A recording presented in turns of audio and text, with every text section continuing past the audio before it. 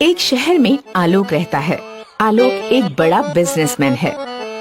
आलोक की एक बेटी है जिसका नाम नेहा है। आलोक की पहली पत्नी की कैंसर के कारण मृत्यु हो गई। अब आलोक ने दूसरी शादी रंजना से की है। रंजना आलोक और नेहा का बहुत ध्यान रखती है। रंजना सुबह सुबह आलोक के लिए बेड टी लेकर आई। अरे रंजना, तुम सिर्फ हम दोनों का ही ध्यान रखती हो, अपना भी ध्यान रखा करो। तुम दोनों के अलावा अब है भी कौन मेरा? हाँ, लेकिन तुम सुबह देर तक सो जाया करो। ये चाय वगैरह मैं खुद ही बना लूंगा। अच्छा सुनो, मैं तुम्हें बताना ही भूल गया कि मुझे 1 महीने के लिए विदेश जाना है। तुम अपना और नेहा का ध्यान रखना। पर हम दोनों 1 महीने तक कैसे रहेंगे? मैं रोजाना वीडियो कॉल करता रहूंगा। मुझे भी कुछ काम था। हाँ बोलो ना। ये नेहा के स्कूल का फॉर्म था, इस पर आपके साइन चाहिए थे।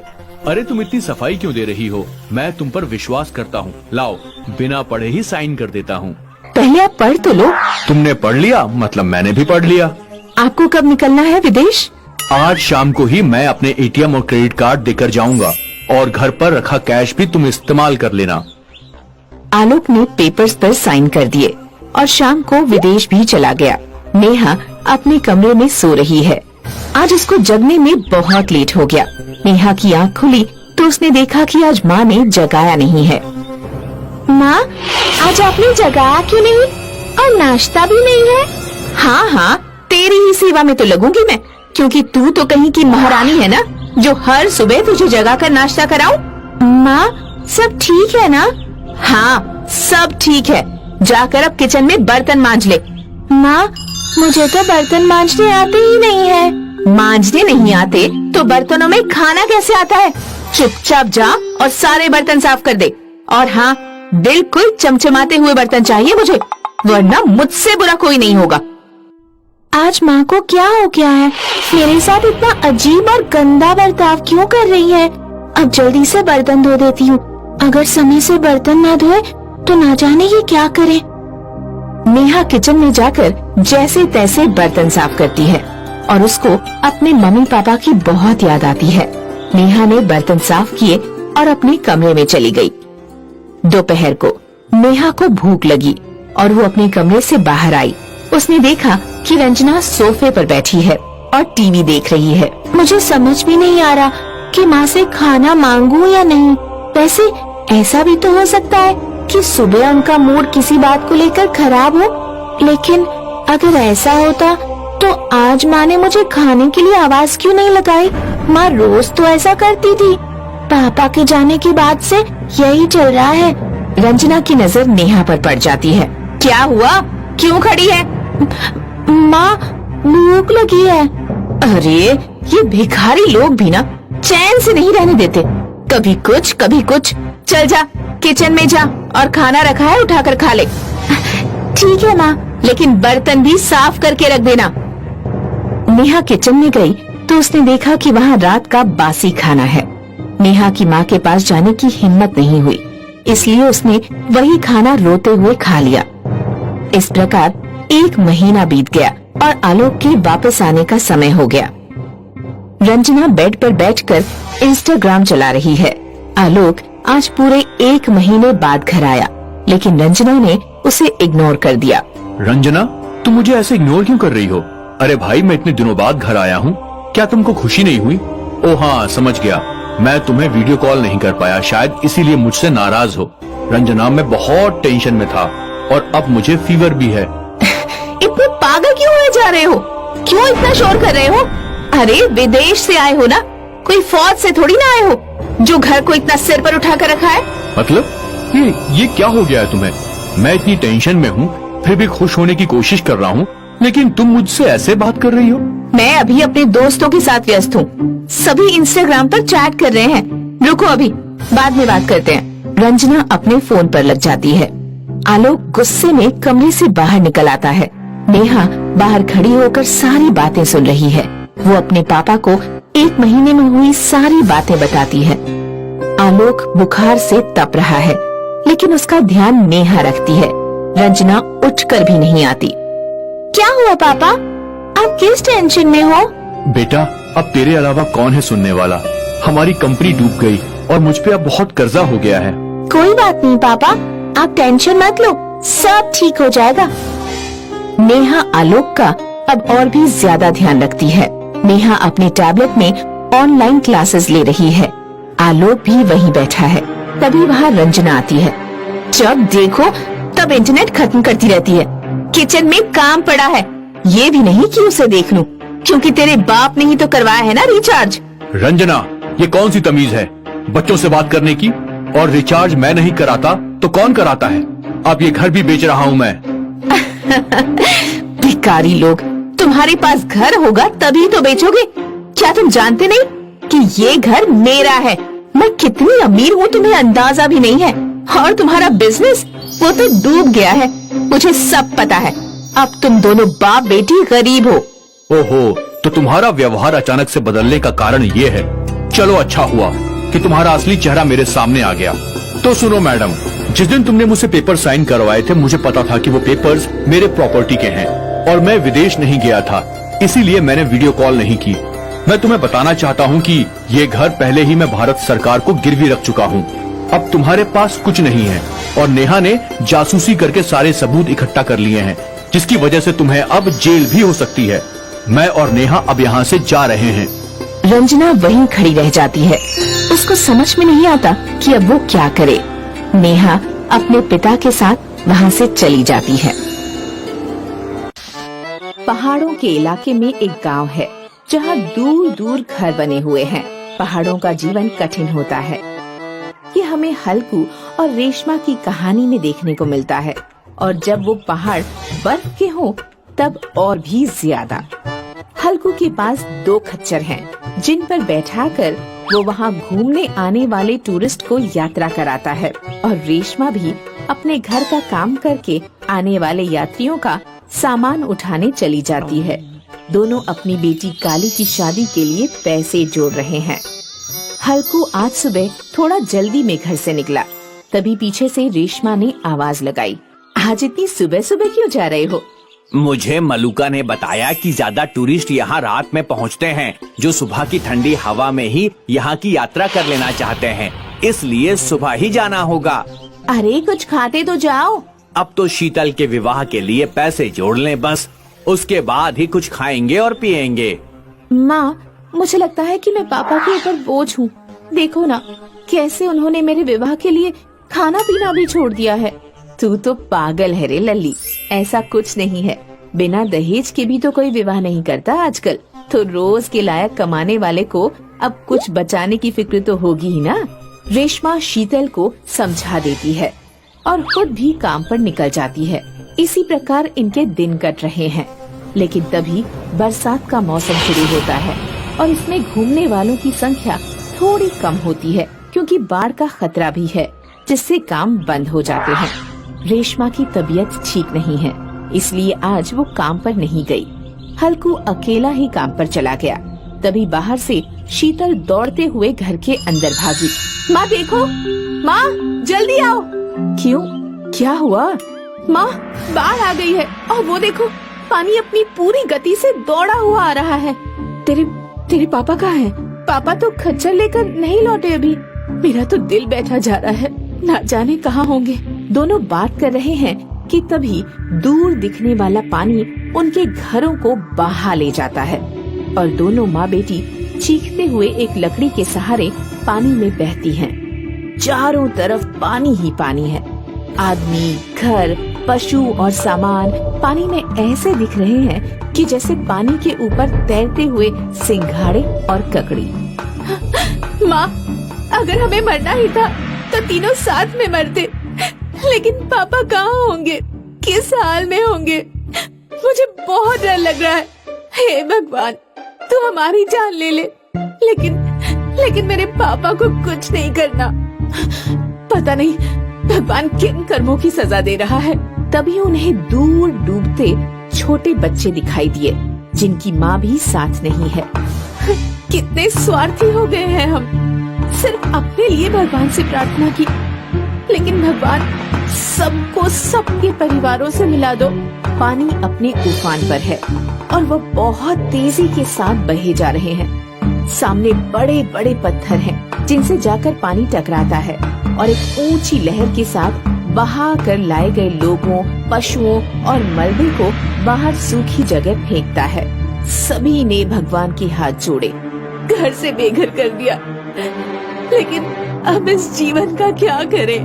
माँ पापा को कहाँ खोजे? उस तरफ जाने का अब कोई रास्ता नहीं है। हमें भगवान भरोसे ही बैठना होगा। बस भगवान से प्रार्थना है कि जहाँ भी हो सुरक्षित हो। दोनों माँ बेटी अपने उजड़े घर के साथ एक अलग से ही टापू पर आ गईं। उनके पास खाने के लिए भी कुछ नहीं था और बाढ़ के पानी के सिवा पीने के लिए भी कुछ नहीं था। माँ, यहाँ खाने को कुछ नहीं है, हम जिंदा कैसे रहेंगे? हमें आगे की तरफ चलना होगा। अब मैं मर जाना चाहती हूँ, क्योंकि आधे अधूरे हम कैसे रहेंगे? माँ, मैं भी मर जाना चाहती हूँ, लेकिन सोचो अगर हम मर गए और पापा हमें खोजते हुए हमारे पास पहुँचे तो वो भी मर जाएंगे। कितना दुख होगा उन्हें। हमारे दोनों खच्चर तो अब नहीं बचे होंगे, जिन्होंने हमेशा कमा कर खिलाया। उन्हें भी पानी निकल गया होगा। माँ, हिम्मत रखो और आगे बढ़ो। हमें कोई न कोई काम मिल जाएगा और 10 दिन में इसका असर भी खत्म हो जाएगा। फिर हम पापा के पास चले जाएंगे, लेकिन तब तक तो हमें खुद को जिंदा रखना होगा। रेशमा को बेटी की बात समझ आ जाती है और वो पैदल पैदल एक नए शहर की ओर चलते हैं। उस शहर में बाढ़ नहीं आती। शीतल की नजर एक हॉस्पिटल पर पड़ती है। माँ देखो, वहाँ एक हॉस्पिटल है। हमें यहाँ जरूर साफ सफाई का कोई काम मिल ही जाएगा। दोनों माँ बेटी हॉस्पिटल में काम मांगने जाते हैं। बोलो, क्या काम है? हमें कुछ दिनों के लिए काम चाहिए। जो भी काम हो हम करने के लिए तैयार हैं। अच्छा, तुमको सफाई का काम मिल सकता है। मैं अभी अपने बॉस से पूछकर बताती हूँ। वो लड़की अंदर गई और फिर वापस आकर बोली, मैंने तुम दोनों की बात कर ली है। तुम आज से ही काम पर लग जाओ, लेकिन ये काम कुछ दिन तक ही रहेगा, क्योंकि हॉस्पिटल में भीड़ कुछ दिनों तक ही है, इसीलिए काम बढ़ा है और तुमको एक दिन के 100 रुपए मिलेंगे। ठीक है, हम आज से ही काम पर लग जाते हैं। दोनों का सब कुछ खो गया, लेकिन सिर्फ एक उम्मीद बचा कर रखी, जिसके लिए फिर से काम करना शुरू किया। 2 दिन बाद शीतल पोछा लगा रही है। तभी उसकी नजर वार्ड में जाती है, जहाँ एक आदमी खिड़की से नीचे कूदने की कोशिश कर रहा है। वो दौड़कर पीछे से उसको पकड़ती है। संघर्ष ही जीवन है, ऐसे घबरा कर मरने को कायरता कहते हैं। तभी वो आदमी चौंक कर पीछे की ओर घूमा। दोनों के होश उड़ गए, क्योंकि वो आदमी हल्कू है। दोनों ने एक दूसरे को गले लगा लिया और खूब रोए। फिर रेशमा भी वहाँ आ गई और तीनों ने अब तक की स्थिति के बारे में एक दूसरे को बताया। हमने जो भी पैसे शादी के लिए जोड़े थे, वो तो पानी में बह गए। अब हम क्या करेंगे? रेशमा, तू छोटी बात करती है। अरे धन पानी में बहा है, हम नहीं। और वैसे भी अभी तो शीतल बहुत छोटी है। सुमन का परिवार बहुत ही गरीब था। वो अपने पिता हेमू और माँ शांति के साथ रहती थी। शांति और हेमू दोनों के काम करने के बावजूद उनका घर चलाना बहुत मुश्किल हो रहा था। कई बार तो 2 वक्त की रोटी भी नसीब नहीं होती थी तीनों को। एक दिन हेमू और शांति एक दूसरे से बात कर रहे थे और सुमन ने घर के बाहर से सुन लिया। भगवान क्यों कर रहा है ऐसा हमारे साथ? दिन रात मेहनत करता हूँ मैं। एक बेटी तक को खुशियाँ नहीं दे पाए हम। हमारी हालत देख के तो कोई उससे शादी भी नहीं करेगा। सुमन ये बात सुनकर अंदर आती है और कहती है, माँ बाबा, आप लोग इतना परेशान क्यों होते हो? मैं बहुत खुश हूँ आप लोग के साथ। मुझे कोई कमी नहीं है यहाँ। ये देखो, मैं मंदिर से कुछ फल लाई हूँ आप लोगों के लिए। सुमन ने सारा प्रसाद अपने माँ बाबा को दे दिया, ये कहते हुए कि वो मंदिर में खा के आई है। पर सुमन भी भूखी थी। उसने सुबह से कुछ नहीं खाया था, पर अपने माँ बाबा को खाते देख उसका पेट भी भर गया। इसी तरह सुमन कहीं न कहीं से हर दिन कुछ न कुछ ढूंढ के लाती थी। एक दिन अपने माँ बाबा के लिए कुछ मिठाई लाते हुए उसे रास्ते में एक बच्चा दिखा। वो बच्चा बहुत भूखा लग रहा था, जैसे उसने 5-6 दिन से कुछ खाया ही ना हो। उसका शरीर छोटा सा था और वो बिना कुछ कहे सुमन के हाथ में मिठाई के पैकेट को देख रहा था। तुम इस रास्ते में अकेले क्या कर रहे हो?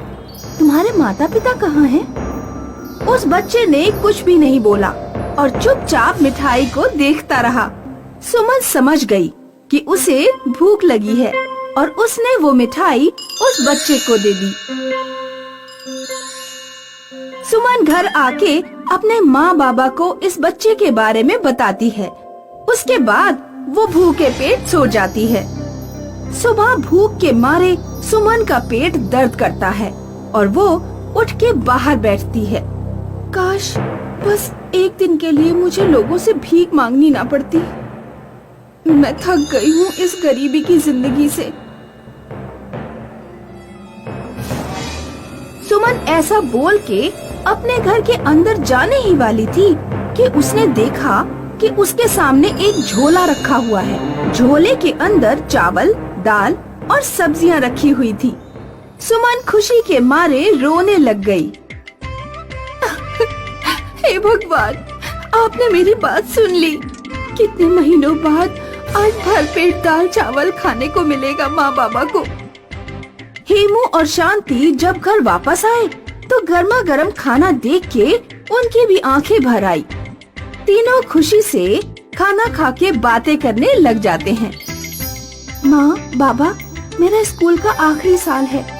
बस इस साल की फीस हम लोग दे दें तो मेरी पढ़ाई पूरी हो जाएगी और मैं काम करना शुरू कर दूंगी। फिर आपको पैसे के लिए कभी रोना नहीं पड़ेगा।